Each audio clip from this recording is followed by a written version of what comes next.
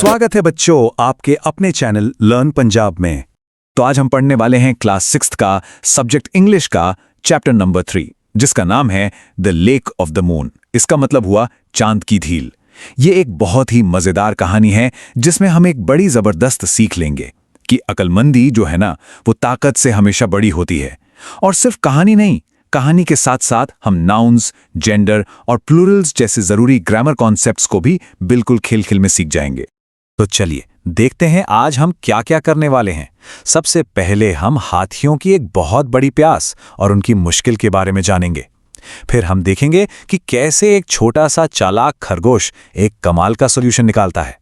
कहानी के बाद हम कलेक्टिव नाउन्स के बारे में सीखेंगे, फिर जेंडर और नंबर को समझेंगे और आखिर में हम सब मिलके इस चैप्टर के सारे सवालों को सॉल्व करेंगे।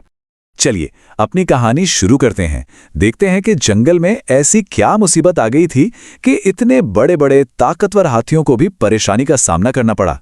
तो एक समय की बात है, एक जंगल में हाथियों का एक बहुत बड़ा झुंड रहता था।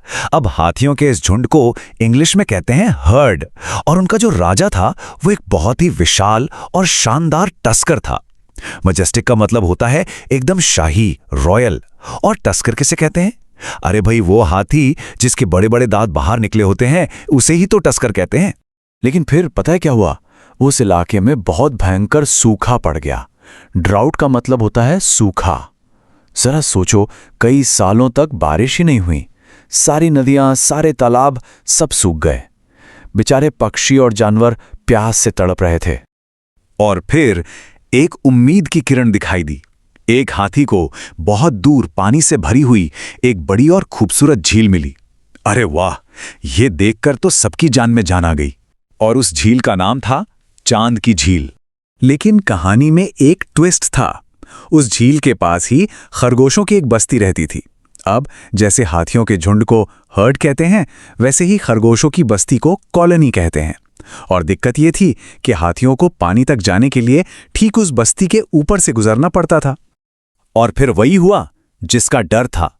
जब वो विशाल हाथी वहां से गुजरे तो उनके भारी पैरों के नीचे आकर हजारों बेचारे खरगोश कुचलकर मर गए और न जाने कितने ही घायल हो गए। ये तो बहुत बुरा हुआ। सारे खरगोश डर के मारे कांप रहे थे, बिल्कुल पैनिक में थे। तो अब कहानी का अगला हिस्सा शुरू होता है। जब सब डरे हुए थे और कोई रास्ता नहीं सूझ रहा था, तब खरगोशों की उस बस्ती से एक हीरो निकलकर सामने आता है। चलो देखते हैं वो छोटा सा खरगोश अपनी अक्लमंदी से क्या कमाल दिखाता है। खरगोशों के राजा ने एक मीटिंग बुलाई। तभी एक छोटा सा लेकिन बहुत हिम्मत वाला खरगोश खड़ा हुआ और बोला, महाराज, अगर आप मुझे अपना मैसेंजर बनाकर हाथियों के राजा के पास भेजें तो शायद मैं कोई हल ढूंढ पाऊं। मैसेंजर मतलब दूत, जो एक राजा का संदेश दूसरे तक पहुंचाता है। तो भाई वो छोटा खरगोश एक बड़े मिशन पर निकल पड़ा। हाथियों के राजा तक अपनी आवाज पहुंचाने के लिए वो एक ऊंची चट्टान पर चढ़ गया। जरा सोचकर देखो, एक तरफ पहाड़ जैसा विशाल हाथी और दूसरी तरफ वो नन्हा सा खरगोश। सच में हिम्मत तो थी उसमें। अब देखो उस खरगोश का दिमाग। उसने बहुत ही चालाकी से काम लिया। उसने ये नहीं कहा कि वो खरगोशों का दूत है। उसने कहा, मैं शक्तिशाली चांद का दूत हूं। क्या आइडिया था? उसने एक ऐसी ताकत का नाम लिया जिससे हाथियों का राजा भी डर जाए। खरगोश ने हाथियों के राजा पर इल्जाम लगाया कि उन्होंने इस पवित्र झील को गंदा कर दिया है और उन खरगोशों को नुकसान पहुंचाया है जो चांद की खास सुरक्षा में हैं। उसने कहानी ही ऐसी बना दी कि हाथियों को लगा कि चांद देवता उनसे बहुत ज्यादा नाराज हैं। ये सुनते ही हाथियों का राजा तो एकदम चौंक गया और डर भी गया। उसने फौरन माफी मांगी। तब छोटे खरगोश ने कहा, चलिए मैं आपको खुद चांद से मिलवाता हूं। और वो राजा को झील के पास ले गया। जब हाथियों का राजा झील के पास पहुंचा तो उसने शांत पानी में चांद की परछाई देखी। रिफ्लेक्शन यानी परछाई। उसे लगा कि अरे, चांद तो सचमुच आसमान से उतरकर झील में आ गया है।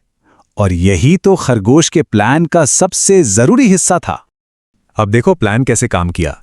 जैसे ही हाथी ने चांद की पूजा करने के लिए अपनी सूंड पानी में डाली, पानी में हलचल हो गई। इससे चांद की परछाई पानी में हिलने लगी। बस यही मौका देखकर खरगोश जोर से चिल्लाया, अब तो चांद पहले से भी ज्यादा गुस्से में है। और बस फिर क्या था, डरा हुआ हाथी राजा सिर झुकाकर बार बार माफी मांगने लगा। उसने वादा किया कि वो दोबारा कभी भी खरगोशों को नुकसान नहीं पहुंचाएंगे और ना ही उस पवित्र झील को छुएंगे। और इस तरह एक छोटे से खरगोश ने अपनी बुद्धि से इतनी बड़ी मुसीबत टाल दी। चलो इस टॉपिक का शॉर्ट रिवीजन कर लेते हैं। तो सूखे की वजह से हाथियों के झुंड को एक नई झील ढूंढनी पड़ी। रास्ते में उन्होंने खरगोशों की एक बस्ती को कुचल दिया। फिर एक चालाक खरगोश ने चांद का दूत होने का नाटक किया। उसने पानी में चांद की परछाई का इस्तेमाल करके हाथियों को डरा कर भगा दिया। और इस तरह खरगोशों की जान ताकत से नहीं बल्कि अकल से बची। तो कहानी तो बहुत मजेदार थी, है ना? चलो अब इसी कहानी में से हम अपना पहला ग्रामर का टॉपिक सीखते हैं, जो है कलेक्टिव नाउन्स। तो ये कलेक्टिव नाउन होता क्या है? देखो, जब हम बहुत सारे लोगों या चीजों के एक ग्रुप को कोई एक खास नाम देते हैं ना, तो उसे कलेक्टिव नाउन कहते हैं। जैसे कहानी में हमने पढ़ा अ हर्ड ऑफ एलिफेंट्स यानी हाथियों का झुंड, और अ कॉलोनी ऑफ रैबिट्स यानी खरगोशों की बस्ती। यहां हर्ड और कॉलोनी ही कलेक्टिव नाउन्स हैं। चलिए कुछ और मजेदार एग्जाम्पल्स देखते हैं। घोड़ों के ग्रुप को कहते हैं अ टीम ऑफ हॉर्सेस, और चींटियों के झुंड को उसे कहते हैं एन आर्मी ऑफ एंट्स, जैसे वो सच में कोई फौज हो। गिद्धों के समूह को कहते हैं अ वेक ऑफ वल्चर्स, और ताश के पत्तों की गड्डी को अ पैक ऑफ कार्ड्स कहते हैं। बहुत अच्छे, अब हम अपने अगले ग्रामर मिशन पर चलते हैं। अब हम नाउन, जेंडर और नंबर के बारे में सीखेंगे, मतलब मेल, फीमेल और सिंगुलर, प्लूरल के बारे में जानेंगे। तो देखो, इंग्लिश में जेंडर 4 तरह के होते हैं। पहला है मैस्कुलिन जेंडर, जो सभी मेल के लिए होता है, जैसे मैन, अंकल, लायन या हमारी कहानी का एलिफेंट किंग। दूसरा है फेमिनिन जेंडर, ये सभी फीमेल के लिए होता है, जैसे वुमेन, क्वीन, लायनेस। तीसरा है न्यूटर, ये उन चीजों के लिए है जिनमें जान नहीं होती, जैसे नाइफ, कंप्यूटर या हमारी कहानी की लेक और रॉक। और चौथा है कॉमन जेंडर, जो मेल और फीमेल दोनों हो सकते हैं, जैसे चाइल्ड, टीचर या पेरेंट। अब बात करते हैं नाउन, नंबर की। ये बहुत सिंपल है। जब कोई चीज एक होती है तो वो सिंगुलर होती है, और जब एक से ज्यादा होती है तो वो प्लूरल बन जाती है। जैसे एक रैबिट मतलब सिंगुलर और बहुत सारे रैबिट्स मतलब प्लूरल। अच्छा, अब एक मजेदार गेम खेलते हैं, सिंगुलर को प्लूरल बनाने वाला गेम। इसके कुछ रूल्स होते हैं। चलो इस टेबल की मदद से इन रूल्स को एक एक करके सीखते हैं। तो पहला और सबसे आसान रूल है, बस एस जोड़ दो, जैसे कैट का बन गया कैट्स। दूसरा रूल, अगर कोई नाउन एस, एक्स, श या च पर खत्म होता है तो हम ईएस जोड़ते हैं, जैसे बंच का बंचेस।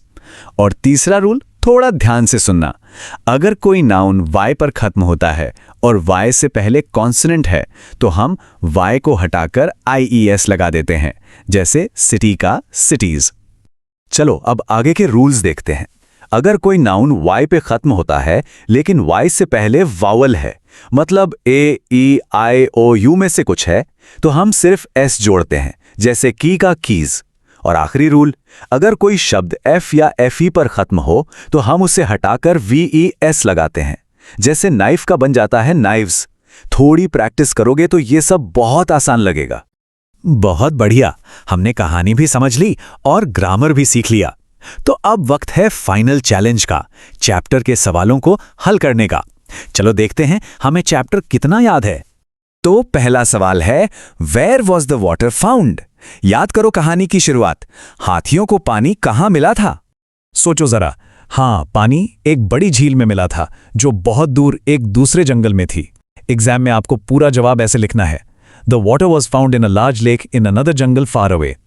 ठीक है, अगला सवाल है, हु बिकेम द मैसेंजर? मतलब दूत कौन बना था, कहानी का हीरो कौन था? इसका जवाब तो सबको पता होना चाहिए।